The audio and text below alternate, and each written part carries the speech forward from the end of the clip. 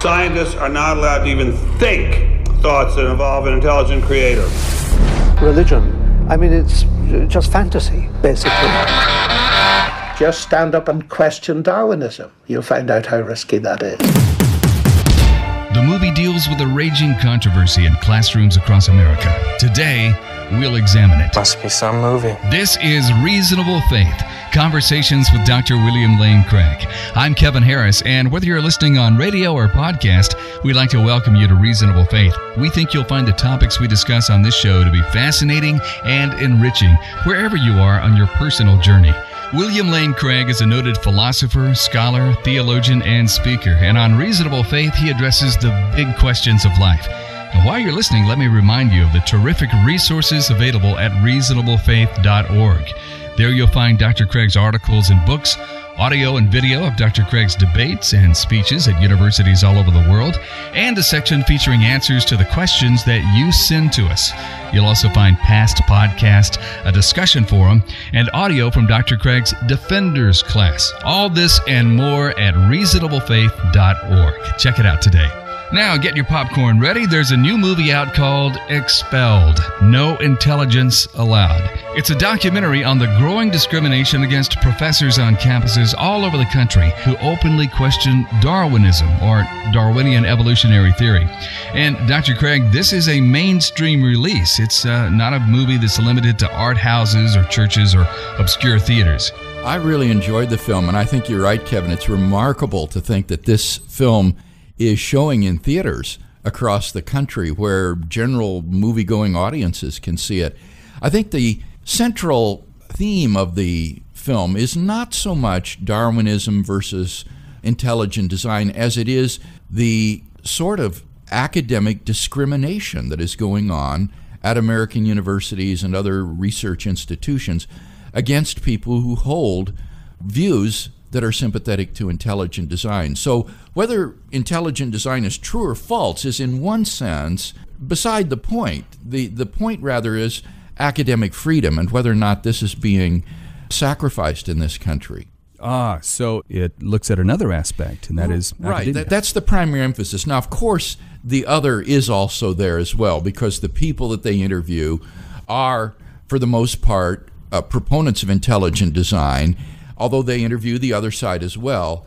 And so there is a good deal of discussion about the merits of intelligent design versus Darwinian evolutionary theory. But the main focus, I think, and it's important not to miss this, lest we be misled, the main point is that academic freedom is being abridged in the United States, and that many people are being intellectually discriminated against because of their views.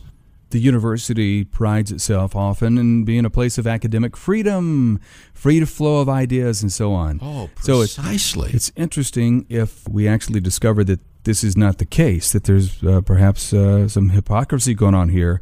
Do you think, well, what about it? Is there widespread persecution against those who would hold to theism or intelligent design? It's really hard to say whether it's widespread or not. I mean, that's a relative term. There are certainly many, many cases that are illustrated in the film, and there have been other cases in the news that have occurred since the film that weren't included.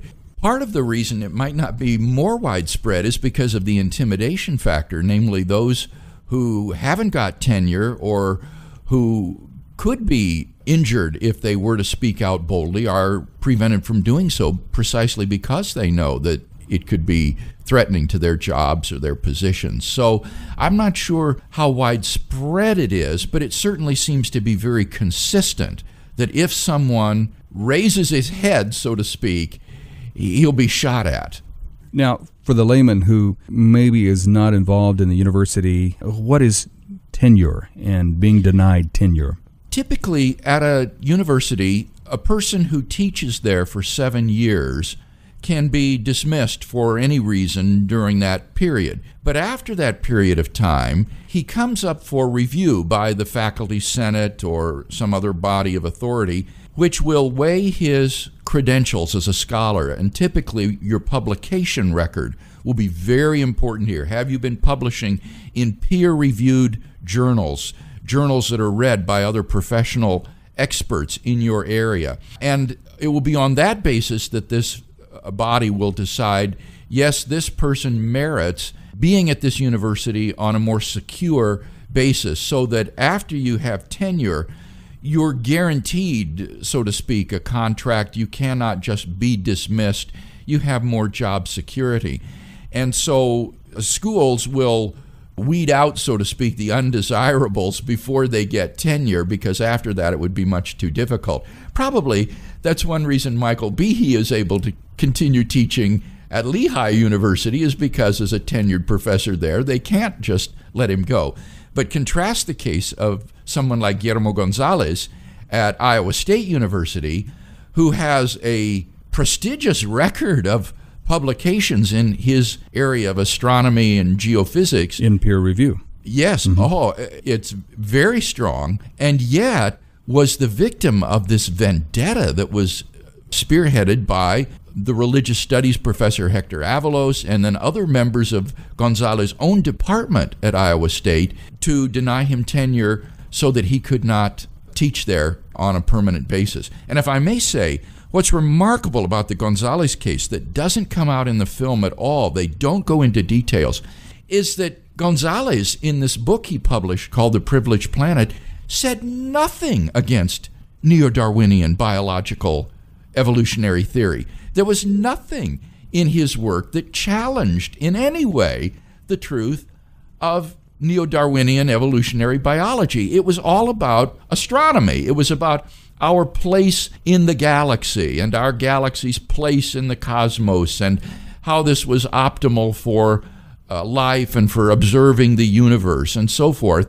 But everything he said was perfectly consistent with believing in neo-Darwinian biological evolutionary theory. So it's just remarkable that someone who wrote a book like this could be torpedoed because of that. It's almost as if they said, okay, you didn't really attack neo-Darwinian evolution, but we see where you're going.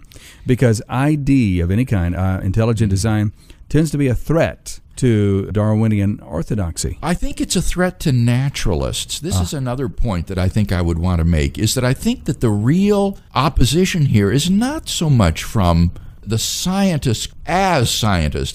It's not evolutionary biology as such. It's the naturalism that so many of them presuppose that finds intelligent design anathema. And so there went on against Gonzalez a private email campaign among faculty members to torpedo his tenure application, and all of this was kept secret. And it was claimed in the tenure review that none of this played a role. And what has happened since then is all of this email correspondence has come out. And it's very vicious. It denounces intelligent design as a religious view and really amounts to religious discrimination against Gonzalez. They were rejecting his tenure because of his religious views. I talked to a lawyer in my defender's class about this, and she said this man has grounds for a lawsuit against the university based on religious discrimination because it was clear that that was the grounds on which they were denying him tenure, was his religious views, or what were perceived as religious views. Dr. Craig, what's interesting is that this is not a Christian film produced by Christians. Now, it involves the Christian faith, and it involves Christians, but Ben Stein is not a believer, I don't think. No, he says in the film that he's Jewish. Now, I don't know about his religious beliefs or whether he's simply ethnically Jewish, but you're right that not everyone in the film by any means is Christian. I think that's interesting, because that's worth noting, because it's not really a Christian issue per se. I do agree with the advocates of intelligent design that the question of intelligent design is really religiously neutral in the sense that you don't have to be a religious person to be able to detect the products of intelligent design. I want to go back to Iowa State University again, because this will show just how political this can be, how emotional it can be, and perhaps religious discrimination elements come in and so forth. And that is, Hector Avalos is a very vocal atheist, opponent of the Christian faith, very active, it seems, in the atheist community. You've had a debate with him. I did. I debated him several years ago at Iowa State on the resurrection of Jesus. And when you got there, what did you find? Did you find that there was a lot of intimidation of Christian students there, and they were glad to see you come to town? Oh, absolutely. I mean, that was very clear. As head of the religious studies department there, he has it as his goal to disabuse Christian students in his classes of their Christian faith.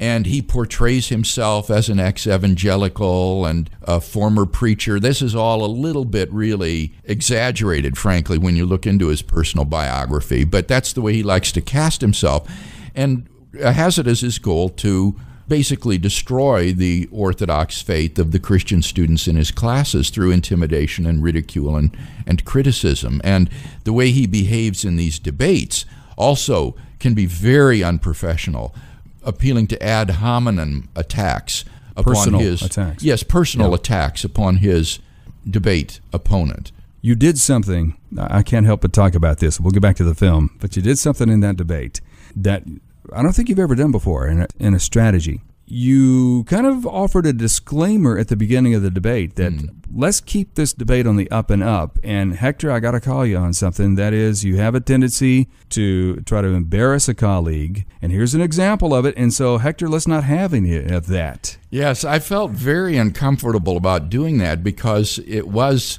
in a sense, attacking him in the debate for his methods, for his modus operandi. But I felt that I had to do it since I was the first speaker, and I didn't want him to pull one of these tricks on me in his opening speech, the way I had seen him do with a Professor Shelley in a previous debate in a very unprofessional manner. And he's actually continued since then to attack me on a personal basis, Kevin, that, again, is just remarkable because it isn't the way colleagues normally behave in the academy.